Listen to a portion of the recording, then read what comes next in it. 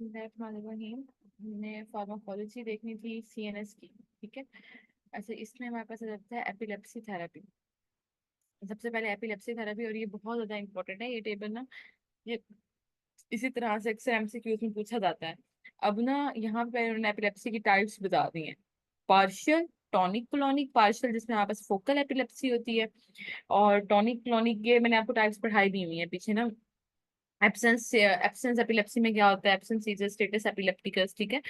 तो अब इन सब में ना आपको ड्रग ऑफ चॉइस का पता नहीं चाहिए, एमसीक्यूज आते हैं। जैसे बेंजोडायजेपिन है ना, बेंजोडायजेपिन में से भी लोराजिपम। ठीक है, लोराजिपम जो होती है ना, हमारे पास ड्रग ऑफ चॉइस होती है स्टेटस एपिलेप्टिकस के लिए।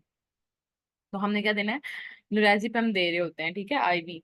तो ये एमसीक्यू है, जेकेट क्लास में आ चुका है। स्टेटस एपिलेप्टिकस में ड्रग ऑफ चॉइस क्या होती है, इनिशियली हमने आईवी लोराजिपम देना होता है।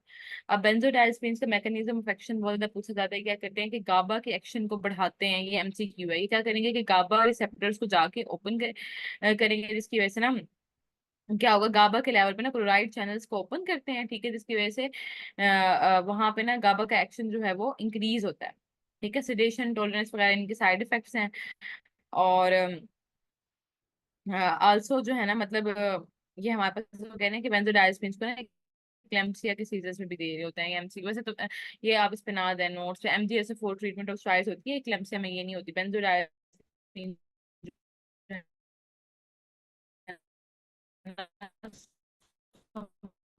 स्टेटस एपिलेप्टिकस में दे रहे हैं। ऐसे सारे एमसीक्यूज ये बहुत दफा आ चुके हैं। कार्बापेंटिन कब दे रहे हैं, ये भी पार्शियल सीजन में, लेकिन ये second line of drug of choice होती है। फर्स्ट लाइन जो होती है ना, कार्बामेजिपिन होती है। लिमोफ्रिजिन हम सब में दे रहे होते हैं, लेकिन ये as a second line of drug के तौर पर हम यूज करते हैं। सिमिलरली लेविट्राइस्टम भी सेकंड ड्रग ऑफ चॉइस है। फिनोबार्बिटल ये थर्ड पे दे रहे होते हैं। ठीक है। और इस तरह से आपने देखना है। वेलप्रोइक एसिड जो है वो हमारे पास आ जाता है, चॉइस होती है वेलप्रोइड। फर्स्ट नंबर पे हम वेलप्रोइड देते हैं टोनिक क्लोनिक सीजर्स में। ठीक है, आपको इसमें से इतना पता हो काफी है।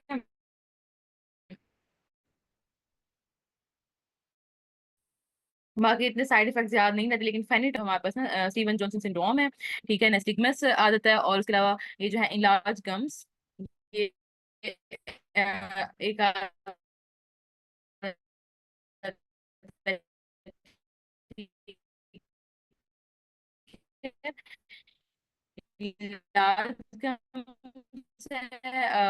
Steven option. तो बाकी आप साइड इफेक्ट्स ना भी करें, एटलीस्ट आपको फेनिटाइन और वेलप्रोइक एसिड की पता हो। जैसे वेलप्रोइक एसिड ये एलोपेशिया करा रहा है, लीवर डैमेज करा रहा है, एमसीक्यू आ जाता है। पैंक्रेटाइटिस इसकी जो है ना इंपॉर्टेंट एक एडवर्स इफेक्ट है, इसका एमसीक्यू आ जाता है। ये आपने देख लेना।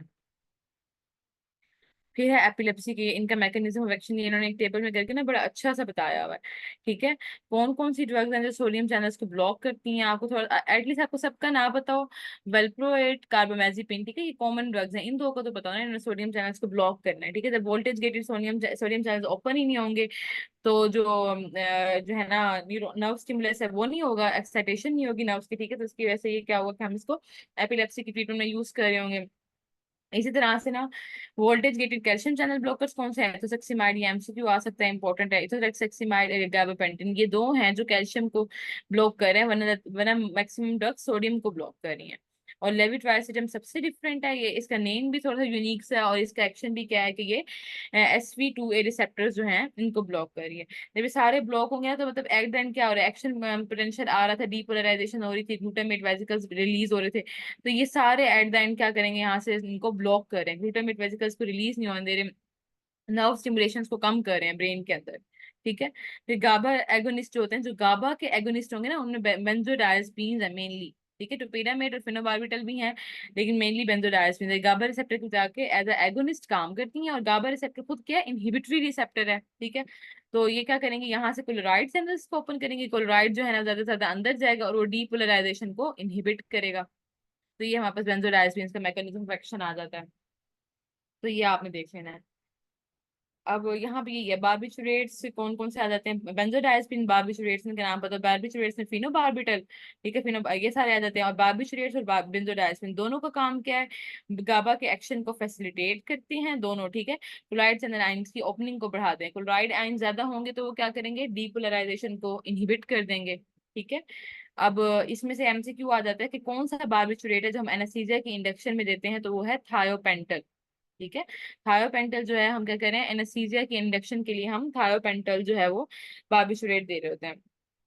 बेंजोडाइazepines में आपने इनको देख लेना है कि ये क्या कहते हैं कि वही इनका काम है कि सिडेशन वगैरह के लिए हम इनको यूज कर रहे होते हैं। मेन जो है ना इनमें लोराज़ेपैम आ जाता है, जिसको लोराज़ेपैम ना भी हो तो कोई भी हमारे पास जो बेंजोडाइazepine है उसको हम स्टेटस एपिलेप्टिकस में दे रहे हैं। सबसे ज्यादा इंपॉर्टेंट इसका ये देखें, लोराज़ेपैम सबसे फर्स्ट नंबर पे यहाँ पे ना फर्स्ट एड की ये बात भी है जो आप एक दफा नोट की होगी, इसको अच्छे से नोट करें। उन्होंने जिस सीक्वेंस में लिखा होता है ना वही चीज वैसे इंपॉर्टेंट होती है। अब पहले लोराज़ेपैम लिखा है, फिर डायज़ेपम, फिर मिडाज़ोलैम। और होता भी ऐसे, अगर एमसीक्यू में ना ये तीनों आ जाते हैं ना तो आपने लोराज़ेपम सिलेक्ट करना है। अगर दो आ जाते हैं डायज़ेपम और मिडाज़ोलैम तो आपने डायज़ेपम सिलेक्ट करना है। और अगर लोराज़ेपम डायज़ेपम दोनों नहीं है और जस्ट मिडाज़ोलैम है ना तो आपने मिडाज़ोलैम सेलेक्ट करना है। तो इसी सीक्वेंस में ही जाना है। मतलब अगर आपको कंफ्यूजन हो रही है ना कि फर्स्ट ईयर में कोई तीन ड्रग्स या कोई तीन साइड इफेक्ट्स दिए हुए हैं और ऑप्शन पे भी वो तीनों आए हुए हैं, तो आपने ना मतलब फर्स्ट एड को डिटेल में पढ़ना कितना जरूरी है आप यहाँ से देख लें। तो आपने ये बात याद रखनी है कि सीक्वेंस कैसे था, फर्स्ट नंबर पे क्या दिया होता है। इस तरह के ना दो तीन एमसीक्यूज आए हैं, आते बहुत रेयर हैं ऐसे एमसीक्यूज, लेकिन आ जाते हैं। तो उसका क्लू ना आपके पास इसी में ही है कि आप मतलब मोस्टली एक दफा ऐसे हुआ था कि फीटल अल्कोहल सिंड्रोम में पूछा हुआ था मोस्ट कॉमन साइड इफेक्ट क्या है। अब उसमें वीएसटी भी होता है, एएसटी भी होता है, एक दो और भी होते हैं, लेकिन सबसे पहले वीएसटी लिखा हुआ था ना। तो अब एमसीक्यूज में वीएसटी भी था, एएसटी भी था और दूसरा भी ऑप्शन था। ठीक है, तो सबसे पहले वीएसटी था ना तो उसका आंसर वीएसटी बनता था, मोस्ट कॉमन वीएसटी है, तो उसी मोस्ट कॉमन सीक्वेंस में ही लिखा हुआ है इसमें। तो ये बात आपने थोड़ी सी यहाँ पे देख लेनी है। ठीक है, अच्छा ये आपने ये देखना है कि जितना जितना मोटी मोटी दो चार बातें बता रही हूँ ना यही करने वाली है। ये थोड़े बहुत एमसीक्यूज आए हैं, वरना फार्मा पे ना इतना टाइम देने की कोई जरूरत नहीं है। ठीक है, फार्मा जो है आगे अब हम ये देखते हैं कि जैसे अब जे कैट अब चेंज हो रहा है तो उसमें एनेस्थीसिया वाले जो हैं जिन्होंने एनेस्थीसिया में देना है वो फार्मा को पढ़ेंगे। ठीक है, एनेस्थीसिया के साथ, लेकिन बाकी किसी को फार्मा को इतना पढ़ने की जरूरत नहीं है क्योंकि आपने ऑलरेडी आपकी जो स्पेशलिटी वाला सब्जेक्ट है उससे इतने एमसीक्यूज आने हैं, आपने वो सॉल्व करने हैं, बेसिक्स मोटे मोटे करने हैं। तो फार्मा जो है ना उसमें से तीन चार एमसीक्यू सारे आएंगे जैसे कि एफसीपीएस में आते होते थे। वो जो जो बातें मैं अंडरलाइन करा रही हूँ ना आपने बस यही करते जाना है। ठीक है,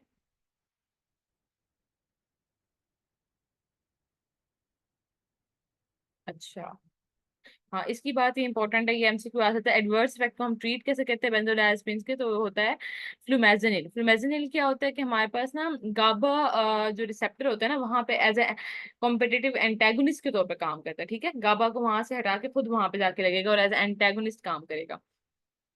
तो ये आपने देख लेना है फ्लूमेज़ानिल जो है वो बेंजोडाइazepines के एंटागनी उसके लिए ओवरडोज को कम करने के लिए हम दे रहे होते हैं।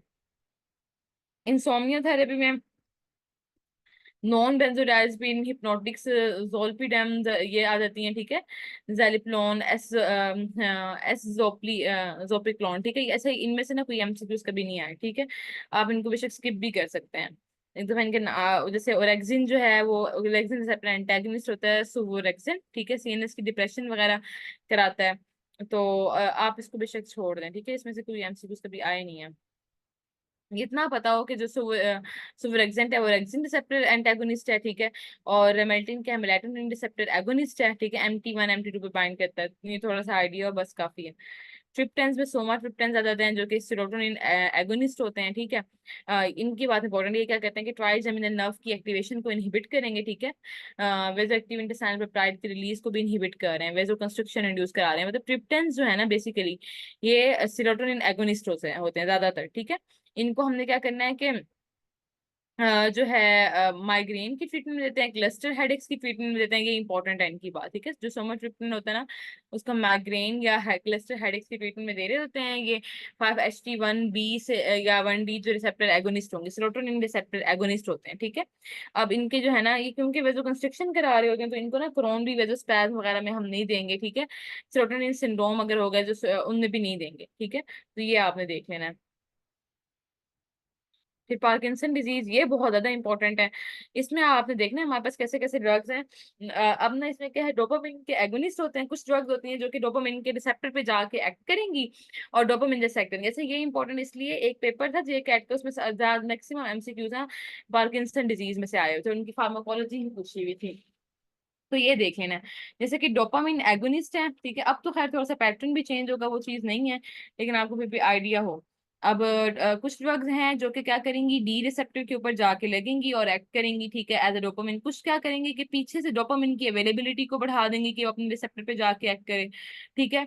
कुछ ने एल डोपा की एक्टिविटी अवेलेबिलिटी को बढ़ाना है। ये हमने वन बाय वन देखना है। डोपामिन एगोनिस्ट तो सिंपल हमारे पास आ जाते हैं, नॉन एर्गोट और एर्गोट। ये ना अक्सर एमसीक्यू आ जाता है कि नो एर्गोटामिन डेरिवेटिव कौन से डोपामिन एगोनिस्ट हैं और नॉन एर्गोटामिन कौन से हैं। तो एर्गोटामिन डेरिवेटिव में ना ब्रोमोक्रिप्टिन है, ठीक है, ब्रोमोक्रिप्टिन। तो ये होता है। उसके अलावा नॉन एर्गोटामिन डेरिवेटिव प्रामिपेक्सोल, रुपिनिरोल, ये आ जाते हैं। जिन मतलब ये आपने देख लेना है। इनके साइड इफेक्ट्स थोड़ा बहुत पढ़ लें, लेकिन मेनली आपको पता हो कि उन्होंने सिंपली क्या करना है, डोपामिन के सेक्टर पे जाके एक्ट करना है। डोपामिन की अवेलेबिलिटी को कौन बढ़ाता है, एमेंटाडीन। एमेंटाडीन क्या करती है कि ना डोपामिन के रिलीज को बढ़ा रही है, ठीक है, उसकी रीअपटेक को कम करेगी और रिलीज को बढ़ाएगी। इसी तरह से एमेंटेडिन की टॉक्सिसिटी बहुत ज्यादा एमसीक्यू में आती है, लिवेडो रेटिकुलरिस करा रही है, ठीक है ना। आप स्किन पे ना वो वेजल जो होते हैं हमारे पास ना, लिवेडो रेटिकुलरिस में डिफरेंट वेजल डायलेशन हो जाती है ब्लड बॉडी पे ना, आपको मार्क्स मिलेंगे वेजल्स डायलेटेड फॉर्म में ना, रेडिश एरियाज मिल रहे होते हैं, ठीक है, लिवेडो रेटिकुलर स्पेसिफिकली रेटिकुलर पैटर्न में इस तरह से करके ना डायलेटेड वेजल्स मिल रही होती हैं, छोटी छोटी सी, ठीक है। अच्छा, अब इसमें ना ये स्कैम से क्या होता है, लिवेडो रेटिकुलरिस किसका साइड इफेक्ट है, एमेंटाडीन का है, ठीक है। फिर लीवोडोपा की अवेलेबिलिटी कौन बढ़ाता है हमारे पास, एल डोपा जो होता है ना, हमारे पास होता है, उसने कन्वर्ट होना है डोपामिन में बाद में। मतलब होता क्या है कि हमारे पास हमें चाहिए लीवोडोपा। लीवोडोपा क्या करता है कि ना उसने हमारे पास आना है और मतलब यहाँ पे ना हमने ये देखना है, ये पहले डायग्राम देख लेते हैं, ठीक है, कि किस तरह से हो रहा है। कि एक हमारे पास है डोपामिन जो बॉडी के अंदर पड़ा हुआ है, ठीक है। अब डोपामिन, अब हमने ना जैसे डाइट से अगर हम लेंगे, ठीक है, तो हम लीवर डोपा की फॉर्म में लेते हैं। लीवर डोपा जो होता है वो आता है, इसके ऊपर dopamine D carboxylase enzyme act करता है, उसको डोपामिन में कन्वर्ट करता है। फिर फर्दर जो है ना उसको आगे जो है ना डोपामिन पे अपना एक्शन कर रहा होता है। अब हमारे पास होना क्या है कि ना लीवर डोपा जो है ना, अब हमें ना कुछ ऐसी ड्रग्स चाहिए कि ऐसा ना हो कि लीवर डोपा जो है ना हमें एक तो ये होना चाहिए कि ब्लड ब्रेन बैरियर को क्रॉस करके अंदर जाने वाला हो ये, ठीक है। और जब हमने इसको ओरल लिया है ना, तो पेरिफेरली डोपामिन यूज ना हो जाए, यूटिलाइज। पेरिफेरली भी तो रिसेप्टर पड़े होते हैं ना डोपामिन के, जस्ट ब्रेन में तो नहीं है, हमारे पास बॉडी में भी डोपामिन के रिसेप्टर हैं। तो वहां पे जो है ना डोपामिन जो है वो यूटिलाइज ना हो जाए, जो ब्रेन के अंदर डोपामिन के रिसेप्टर्स पड़े हुए हैं ना, वहां इसकी यूटिलाइजेशन ना हो, इसलिए हमने ना साथ में कोई ना कोई ड्रग देना होती है, ठीक है। वो होती है हमारे पास कॉम्प इनहिबिटर्स है, एंटी सॉरी उसमें हमारे पास आ जाती है कार्बिडोपा, ठीक है। तो वो हमने देने हैं, ठीक है। जो डोपा डी कार्बोक्सिलेज एंजाइम है ना, इसको इनहिबिट करता है, कार्बिडोपा सॉरी, ठीक है। तो अब ने ऐसी ड्रग देनी है जो कि डोपामिन डी कार्बोक्सिलेज एंजाइम को इनहिबिट करेगी। इसकी वजह से क्या होगा, इसकी वजह से ये होगा कि ये ना बॉडी में यूटिलाइज ही नहीं होगा डोपामिन की, जब ना ये डोपामिन में कन्वर्ट होगा ना यूटिलाइज होगा, जब तक ये ब्लड ब्रेन बैरियर तक नहीं पहुंचता। अब जब ये दोनों ड्रग्स कार्बिडोपा और लीवोडोपा ये ब्लड ब्रेन बैरियर के लेवल पे आ गई हैं, ठीक है। अब ब्लड ब्रेन बैरियर को ना लीवोडोपा जो है ना वो क्रॉस कर सकता है, लेकिन कार्बिडोपा जो है ना वो ब्लड ब्रेन बैरियर को हमारे पास क्रॉस नहीं कर सकता।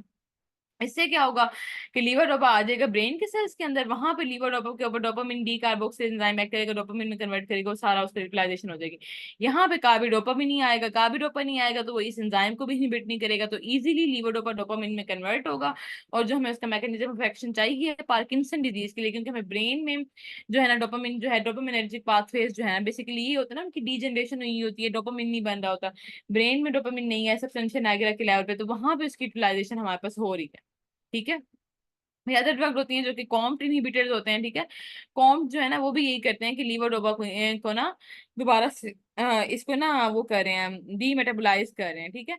तो अब उसमें कॉम्ट इनहिबिटर देंगे एंटेकापोन और टोल्कापोन, ताकि वो ना लीवर डोपा जो है ना उसकी डिग्रेडेशन ना होने दें, ठीक है। ये भी इसी तरह से इसके इफेक्ट को बढ़ाएंगे लीवर डोपा की। अब ये देखो ये भी लीवर डोपा की अवेलेबिलिटी को बढ़ा रही है ड्रग्स, कार्बिडोपा भी लीवर डोपा की अवेलेबिलिटी को बढ़ा रही है। तो कौन सी ड्रग्स होंगी जो लीवर डोपा की अवेलेबिलिटी को बढ़ा रही है, ये देख लेना है, ठीक है। हमारे पास क्या है, एंटेकेपॉन टोल्कापोन आ जाती हैं, ठीक है, जो कि इसकी जो कि ना प्रिवेंट करती हैं इसकी डिग्रेडेशन को, थ्री मिथाइल डोपामिन, ठीक है। इसी तरह से कार्बिडोपा होती है, कार्बिडोपा जो है ना वो भी हमारे पास क्या है, लीवोडोपा की अवेलेबिलिटी को बढ़ा रही है, ये भी प्रिवेंशन नहीं होने देती, पेरिफेरल कन्वर्जन नहीं होने देगी लीवोडोपा की डोपामिन में।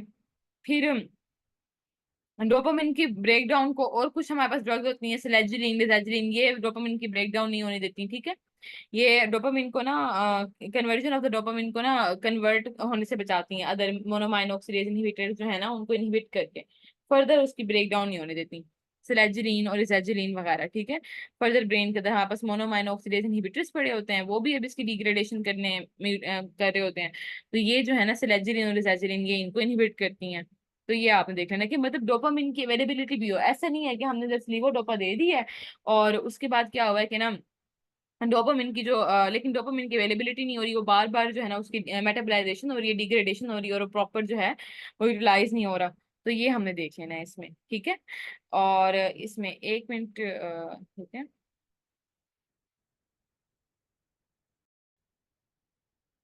अच्छा, इसमें आप कार्बिडोपा लेवोडोपा के यहाँ पे जो उन्होंने मैकेनिज्म ऑफ एक्शन जो बातें बताई हुई हैं, मैंने आप लोगों को वो सारी करा दी हैं, ठीक है।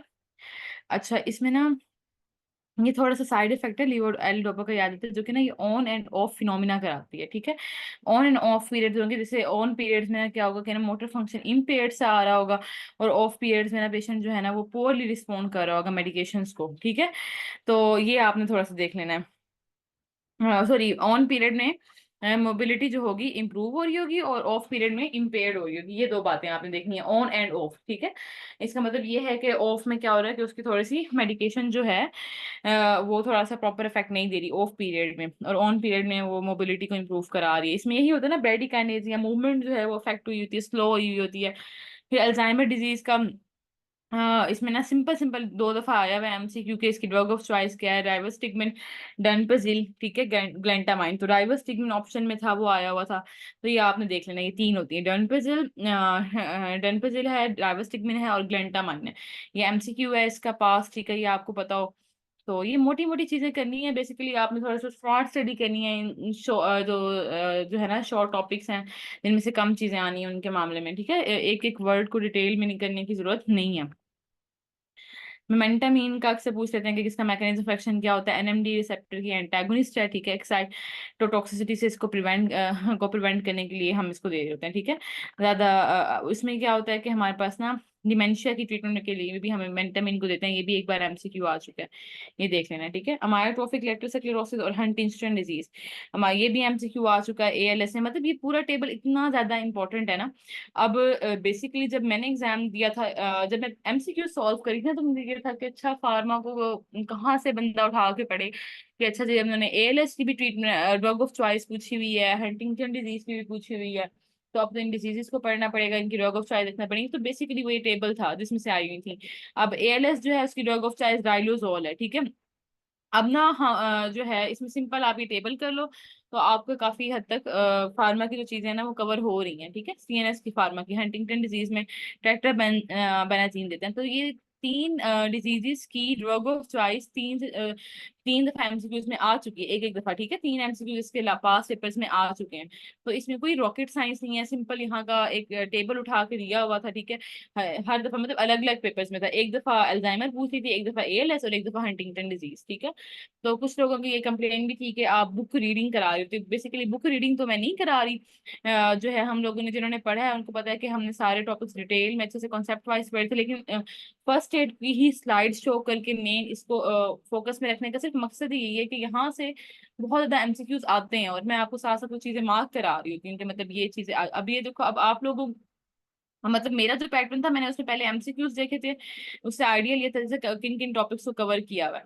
तो उसमें पहले तो स्टार्टिंग में ना मैं बहुत कंफ्यूज हुई कि अच्छा मैंने अब ये भी टॉपिक पढ़ना है, तो इतने ज्यादा टॉपिक्स पढ़ने हैं अगर मैं इन सबको कवर करने बैठूं।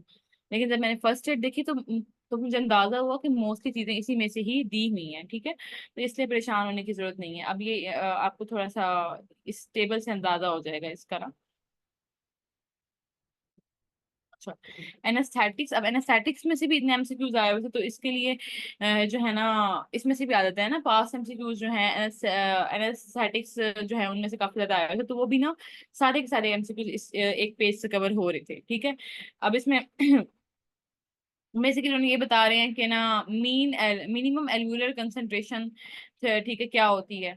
ये एमसीक्यू आया था कि जो कि रिक्वायर्ड होती है to prevent the 50% of the subjects from moving in response to noxious stimulus, ठीक है।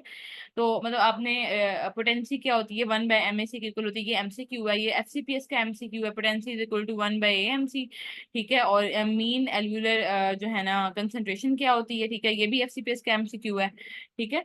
और ये आपने थोड़ी बहुत चीजें देख लेनी है, जैसे कि हेलोथेन जो है उसकी लिपिड सॉल्युबिलिटी ज्यादा होती है, नाइट्रस ऑक्साइड की लिपिड सॉल्युबिलिटी कम होती है। तो ये एमसीक्यू आ जाता है कि कौन सी ड्रग है जिसकी ना इंडक्शन फास्ट होती है और कौन सी है जिसकी इंडक्शन स्लो होती है। तो अब हमारे पास ना जो नाइट्रस ऑक्साइड है ना, इसकी इंडक्शन फास्ट है लेकिन पोटेंसी स्लो है। और हेलोथेन जो है इसकी इंडक्शन स्लो है लेकिन पोटेंसी ज्यादा है, हाई है। ये एमसीक्यू बनता है, आ जाता है, ये आपको पता हो, ठीक है। नाइट्रस ऑक्साइड और हेलोथेन का ये एफसीपीएस के एमसीक्यूज हैं चार, ठीक है। मिनिमम एल्यूलर कंसेंट्रेशन क्या है, पोटेंसी जो है 1/MAC के इक्वल होती है। और नाइट्रस ऑक्साइड जो है वो उसकी इंडक्शन फास्ट है और जो है पोटेंसी कम है, और हेलोथेन की पोटेंसी ज्यादा है और इंडक्शन स्लो है।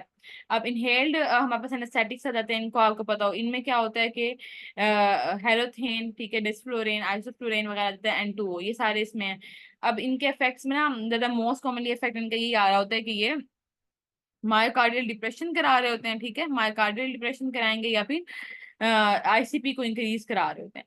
अब यहाँ से ना जो स्पेसिफिक आदतें हैं कि हेलोथेन, एच से हेलोथेन है, एच से हिपेटोटॉक्सिसिटी, ये हिपेटोटॉक्सिसिटी कराता है। मेथॉक्सीफ्लोरेन नेफ्रोटॉक्सिसिटी करा रहा है। एनफ्लोरेन जो है प्रो कन्वल्सेंट है, ठीक है। N2O क्या करता है कि गैस जो है ना बॉडी कैविटी के अंदर ट्रैप होके एक्सपेंशन हो जाती है इस गैस की। ये जो अब दो लाइंस हैं ये एमसीक्यूज के लिए बहुत ज्यादा इंपॉर्टेंट है, ये आपने देखनी है, ठीक है। फिर मेलिग्नेंट हाइपरथर्मिया, ये फिर इंपॉर्टेंट है, इसमें से एमसीक्यूज आते हैं, ठीक है। Life threatening condition inhale anaesthetics की वजह से होते हैं, तो हम इनहेल्ड पढ़े थे।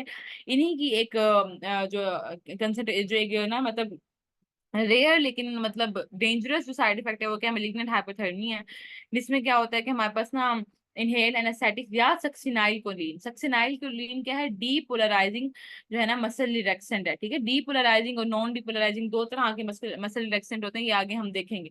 अब इनहेल एनेस्थेटिक या depolarising muscle relaxant succinyl choline, इनकी वजह से क्या होगा, सिवियर मसल कंट्रैक्शन होगी, हाइपोथर्मिया में पेशेंट जाएगा, ठीक है। तो ये इसकी वजह से क्या होता है, मेलिग्नेंट हाइपोथर्मिया होता है। अब इसमें पूछ लेते हैं कि कौन सी ड्रग्स मेलिग्नेंट हाइपोथर्मिया कराती हैं, या कौन सी ड्रग, ये तो बहुत ज्यादा आता है। ट्रीटमेंट ऑफ चॉइस क्या है मेलिग्नेंट हाइपोथर्मिया की, ठीक है।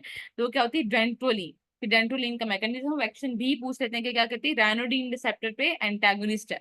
होता क्या है, मेलिग्नेंट हाइपरटेंशन हर एक में तो नहीं होती ना, रेयर है, किसी किसी पेशेंट में हमें मेलिग्नेंट हाइपरटेंशन मिलती है। तो इनहेरिटिकली उसमें क्या होता है कि जो रायनोडिन रिसेप्टर होते हैं ना, उनमें म्यूटेशन हुई होती है, उनकी बहुत ज्यादा एक्टिवेशन हो जाएगी, कैल्शियम रिलीज होगा साइकोप्लाज्म रेटिक्यूलम से, वो बहुत ज्यादा मसल की कॉन्ट्रैक्शन कराएगा, मसल बहुत ज्यादा कॉन्ट्रैक्शन की फॉर्म में जाएंगे, मतलब हीट प्रोड्यूस होती है ना, जब मसल वर्क करते हैं तो बेसिकली हीट मिल रही होती है, मसल कॉन्ट्रैक्शन होगी, ज्यादा हीट प्रोड्यूस होगी, हाइपोथर्मिया होगा। तो ये मिलिग्नेंट हाइपोथर्मिया बेसिकली हो रहा होगा। फिर इंट्रावेनस एनेस्थेटिक्स होते हैं, थायोपेंटल, मिडाजोलैम, प्रोपोफोल, केटामीन, ठीक है। इन सब का आपको मैकेनिज्म ऑफ एक्शन पता है। थायोपेंटल क्या है, गाबा बार्बिचुरेट ही है, ठीक है। मिडाजोलैम बेंजोडाइazepine, दोनों ने गाबा को फैसिलिटेट करना है। प्रोपोफोल भी गाबा को फैसिलिटेट पोटेंशिएट करता है। केटामीन एनएमडी रिसेप्टर एंटागनिस्ट है, ये एमसीक्यू आ जाता है, ठीक है। अब हमारे पास क्या होता है, मिडाजोलैम और ये प्रोपोफोल ये सिडेशन करा रहे होते हैं, ठीक है। अब हाँ ये देख लेना है आपने। और थायोपेंटल क्या होता है कि एनेस्थीसिया के इंडक्शन करा रहा है। तो ये थोड़े से ना, और डिसोसिए ये एमसीक्यू आ जाता है, डिसोसिएटिव एनेस्थीसिया कौन कराएगा। डिसोसिएटिव में ये होता है कि इसमें एनाल्जेसिया मिल रहा होता है, और जो है ना आप पेशेंट जो होता है ना उसको हमारे पास क्या होगा कि एनर्जेसिक इफेक्ट आ रहे होते हैं, लेकिन वो ना प्रॉपर जो है वो सिडेट नहीं होता, ठीक है। तो इसको कहते हैं डिसोसिएटिव एनेस्थीसिया के पेशेंट जो है ना वो थोड़ी से ना हाइपर एक्टिव कंडीशन में चला जाता है, ठीक है। उसका एनाल्जेसिया तो होता है लेकिन वो ना सिडेट नहीं होता, हाइपर एक्टिव फॉर्म में आया होता है। तो ये आपने देख लेना है इसका कैटमी इनके ना मैकेनिज्म ऑफ एक्शन क्या है, ठीक है। नोट्स बेशक आप एक दफा रीड करने तो देख लीजिएगा, अदरवाइज इंपॉर्टेंट नहीं है। फिर एनेस्थेटिक्स आ गए, ठीक है। लोकल एनेस्थेटिक्स में प्रोकेन, ये भी एमसीक्यूज आ चुके हैं, टेट्राकेन, बेंजोकेन। ईस्टर्स होते हैं, ईस्टर्स में क्या है, केन केन, ठीक है, प्रोकेन, टेट्राकेन, बेंजोकेन। अमाइड्स कौन से हैं, लिडो, अब इसमें ना आ जाते हैं लिडोकेन, वो भी सब में है तो वैसे केन ही लोकल एनेस्थेटिक्स में, लेकिन यहाँ पे लिग्नोकेन, बुपीवाकेन, प्रीलोकेन ये आ जाएंगे इसमें, ठीक है। तो ईस्टरडोलमाइड्स का आपको थोड़ा सा डिफरेंस पता हो। इनका सिंपल इतना ज्यादा आपने करने की जरूरत नहीं है। बेसिकली इनका मैकेनिज्म ऑफ एक्शन क्या होता है कि ये ना हमारे पास क्या करते हैं कि वोल्टेज एक सोडियम चैनल के इनर पोर्शन पे जाके बाइंड करेंगे, अंदर वाली जगह पे, ठीक है। ये सेल के अंदर लोकल एनेस्थेटिक्स पास करके जाता है मेम्ब्रेन को, ठीक है। यहाँ से जाएगा और अंदर अंदर से जाके ना इनर चैनल पे जाके ये बाइंड करेगा, ठीक है। ये इंपॉर्टेंट बात है, उसके इनर फाइव साइड पे जाके बाइंड करेगा, ठीक है। और उसके अलावा क्या होता है कि हमारे पास फिर इनको ब्लॉक कर देगा, न्यूरॉन फायरिंग जो है उनको खत्म करेगा, ठीक है। जिसकी वजह से वहां पर सेंसेशन जो है वो आगे नहीं जाएंगे और एनेस्थेटिक इफेक्ट आएगा। अब इसको ये बात इंपॉर्टेंट है, जो लिग्नोकेन है ये एनेस्थेटिक लोकल एनेस्थेटिक्स है, इनको हम एपिनेफ्रीन के साथ मिला कर देते हैं। एपिनेफ्रीन क्या है, एक वेजो कंस्ट्रिक्शन है, जिसकी वजह से क्या होगा कि ब्लड में ज्यादा से ज्यादा इसकी एब्जॉर्प्शन नहीं होगी, उसी जगह पे ज्यादा इफेक्ट आएगा इसका, ठीक है। मतलब ब्लड में नहीं जाएगा वो। अब वो कह रहे हैं कि अभी ये एमसीक्यू आ चुका है, अगर एसिडिक टिश्यू होगा ना तो अल्कलाइन एनेस्थेटिक क्या होते हैं, वो चार्ज होते हैं, ठीक है। और वो मेम्ब्रेन को पेनिट्रेट नहीं कर पा रहेंगे, ठीक है। तो एनेस्थेटिक ज्यादा अब ये पूछ लेते हैं, ठीक है। एसिडिक मीडियम में आपको एनेस्थीसिया की डोज, एनेस्थेटिक की डोज को इंक्रीज करना पड़ता है, ये एमसीक्यू आ चुका है, ठीक है। न्यूट्रल मीडियम हो तो फिर तो कोई मसला नहीं है ना, उसकी नॉर्मल डोज जाएगी। लेकिन अगर एसिडिक मीडियम हो गया तो उसकी डोज को बढ़ाना पड़ता है। पहले पेन जाएगा, फिर टेम्परेचर सेंसेशन, फिर टच एंड प्रेशर, ठीक है। इस तरह से आता है। अब इसको माइनर सर्जिकल प्रोसीजर में हम देते हैं ना लोकल एनेस्थेटिक्स को, ये देख लेना स्पाइनल एनेस्थीसिया वगैरह में। तो ये आपने देख लेना है। अब कार्डियोवास्कुलर टॉक्सिसिटी बुपीवाकेन कराता है, ठीक है। हमारे पास अब बुपीवाकेन जो है ना ये इसमें ये कहते हैं ना कि अगर ये ब्लड में चला गया ना, ब्लड के थ्रू अगर हार्ट तक जा रहा है तो ये अरिथमियास करा सकता है, ठीक है। सिवियर कार्डियोवास्कुलर टॉक्सिसिटी बुपीवाकेन की वजह से हो रही होती है, तो इसलिए हमें अवॉइड करना होता है कि ब्लड में ना आ जाए। और उसके अलावा हाइपरटेंशन भी इनके कोई कुछ होते हैं जो हाइपरटेंशन करा रहे होते हैं, कुछ हाइपरटेंशन करा रहे होते हैं, ठीक है। कोकेन की वजह से भी एरिथमियाज होने के चांसेस हैं, ये आपने देख लेना है। अभी जो depolarising muscular muscle neuromuscular blocking drugs थी और नॉन डीपोलराइजिंग जो मैं आपको पीछे बता रही थी, डीपोलराइजिंग में वही सक्सिनाइल कोलिन आ जाती है। इसमें क्या होता है कि हमारे पास निकोटिनिक रिसेप्टर्स को ना हम क्या करेंगे वहां पे ना डीपोलराइजेशन स्ट्रॉन्ग करा देंगे। तो स्ट्रॉन्ग एगोनिस्ट वहां देंगे, वो बार बार डीपोलराइजेशन कराएगा, सस्टेन डीपोलराइजेशन, जिसकी वजह से क्या होगा कि ना मसल कॉन्ट्रेक्शन होना खत्म हो जाएगी। मतलब एक वो जो होता है ना कि थक के वो बस बिल्कुल चीज जो है ना वो खत्म हो जाती है। अगर हमने इतना ज्यादा स्ट्रेस दे दिया, स्ट्रेस में डाल दिया ना एक चीज को कि वो बर्न आउट हो गया, कि हमने रिसेप्टर्स को इतना ज्यादा एगोनिस्ट स्ट्रॉन्ग एगोनिस्ट देके इतना ज्यादा एक्टिवेट करा दिया, सस्टेन डीपोलराइजेशन करा दी कि एट द एंड वो फटीग के बाद वो अपना काम करना छोड़ देंगे, ठीक है। तो ये दो फेजेस में कराती है। पहले फेज वन प्रोलॉन्ग डीपोलराइजेशन, ठीक है। और जो फेज टू होता है उसमें रीपोलराइजेशन दोबारा से हो तो जाती है लेकिन ना ब्लॉक स्टेट आएगी, ठीक है। पहले हमारे पास क्या होगा कि ना फेज वन में ना हम प्रोलॉन्ग मतलब सस्टेन डीपोलराइजेशन में क्या होगा, आप अगर फील करें ना सक्सिनाइल को नींद दी हुई हो, तो स्टार्टिंग में थोड़े थोड़े वो मसल्स में ना वो फेसिकुलेशंस भी फील हो रही होती हैं, क्योंकि वो डीपोलराइजेशन चल रही होती है ना पेशेंट में, ठीक है। कोलिनेस्ट्रेज इनहिबिटर्स जो है ना उसकी वो जो है ना वो देकर हमने इसको ब्लॉक को पोटेंशिएट किया होता है। फिर फेज टू में क्या होता है कि हमारे पास कि अब पहले हमारे पास डीपोलराइजेशन होती थी फेज वन में, अब क्या होगा कि ना एट द एंड थक कर मसल्स ने क्या करना है वो डीपोलराइज स्टेट में आ जाएंगे, लेकिन अब वो ब्लॉक हो गए हैं, अब वो अवेलेबल नहीं है हमारे लिए, ठीक है। डिसेंसिटाइज है। अब मजीद अगर कोई भी एसिटाइलकोलिन या कुछ भी आके वहां पे लगेगा तो वो वहां पे मसल कंट्रैक्शन नहीं होगी। तो ये इसके दो फेजेस की फॉर्म में होता है, ठीक है। ये आपने देख लेना। और नॉन डिपोलराइजिंग में तो ये होगा ना वो सीधे जाके निकोटिनिक रिसेप्टर पे जाके एक्ट करेंगे और वहां पे एंटागोनाइज कर देंगे, एक्ट्रोक्यूरियम सिस्ट्रोक्यूरियम टिपैनक्यूरियम ये सारे आ जाते हैं इसमें। तो ये देख लेना है। अच्छा इसमें फिर ये भी पूछ लेते हैं कि वापस रिवर्स कैसे करेंगे। रिवर्स करने के लिए हमने क्या करना है, कोलिनेस्ट्रेज इनहिबिटर्स दे रहे होते हैं, नियोस्टिगमिन एड्रोफोनियम। अगर आपने किसी ने एनेस्थीसिया की हो तो आपको आइडिया होगा कि जब वो बोल रहे होते हैं एनेस्थीसिया वाले कि आप रिवर्सल देते हैं, ठीक है। जब ऑपरेट हो जाता है तो रिवर्सल देते हैं, और रिवर्सल में क्या होता है हमारे पास नियोस्टिगमिन ही होता है, ठीक है। नियोस्टिगमिन दे रहे होते हैं, नियोस्टिगमिन ये एड्रोफोनियम होते हैं। एंटी को साथ में एट्रोपिन ग्लाइकोपाइरोलेट दे रहे होते हैं, ठीक है। एट्रोपिन नियोस्टिगमिन ये सारे एज अ जो है रिवर्सल के तौर पर एक्ट करते हैं, रिवर्स करते हैं ब्लॉकेट को। ये आपने देख लेना है। फिर स्केलेटल मसल रिडक्शन है, बैक्लोफेन साइक्लोबेंजापीन डेंटोलिन, वही डेंटोलिन का यही है एक से मेन जो है ना इसका यूज के मेलिग्नेंट हाइपोथर्मिया में हम इसको यूज करते हैं, ठीक है। ये सार्कोप्लाज्म रेटिकुलम से कैल्शियम को रिलीज नहीं होने देता पायरिडोन रिसेप्टर को इनहिबिट करके। डिजानिडीन क्या करता है, अल्फा टू एगोनिस्ट है, ये एमसीक्यू आ जाता है, ठीक है। सेंट्रली एक्ट करता है, मसल स्पेसिसिटी वगैरह को रिड्यूस करेगा। और बाकी ये बैक्लोफेन गाबा बी रिसेप्टर का एगोनिस्ट होता है।